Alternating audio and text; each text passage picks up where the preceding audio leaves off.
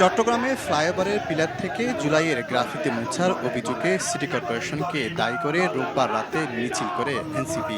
এতে মেয়রের বিরুদ্ধে ষড়যন্ত্রের অভিযোগ তুলে পাল্টা মিছিল করেন তার সমর্থকরাও। পাল্টাপাল্টি মিছিলে সৃষ্টি হয় উত্তেজনা। সোমবার সকাল থেকে গ্রাফিতি আঁকার ঘোষণা দেয় দুপক্ষই। আজকে যারা জুলাইকে ভিন্ন খাতে প্রবাহিত করছে, আমাদের সবাইকে ঐক্যবদ্ধ থাকতে হবে। ওনার বিরুদ্ধে আজকে যে একটা বট বাহিনী ষড়যন্ত্র করেছেন, আমরা তার নিন্দা প্রতিবাদ জানাই। তারা একটা অন্যায় অবিচার এবং একটা অরাজকতা সৃষ্টি করার জন্য তারা কি মেয়র মহোদয়ের উপরে চাপাচ্ছে। দুপুরে সংবাদ সম্মেলনে সিটি মেয়র বলেন, জুলাইয়ের গ্রাফিতি নয়, মোছা হয়েছে পোস্টার। তিনি দাবি করেন একটি পক্ষ পরিকল্পিতভাবে ষড়যন্ত্র করছে তার বিরুদ্ধে।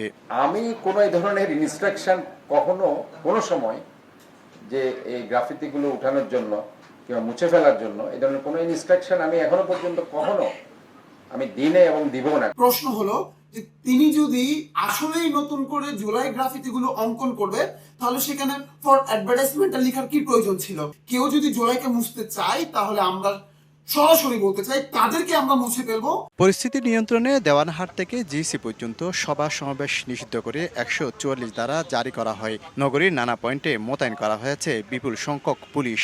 যেহেতু 140 ধারা জারি করা আছে, এখানে আমাদের মহানগরের ভিতরে কোনো মিছিল মিটিং সমাবেশ নিষিদ্ধ আছে। প্রশাসনের বিজ্ঞপ্তিতে বলা হয়েছে পরবর্তী নির্দেশ না দেওয়া পর্যন্ত কার্যকর থাকবে 144 ধারা। শফিকুল আলম, সময় সংবাদ, চট্টগ্রাম।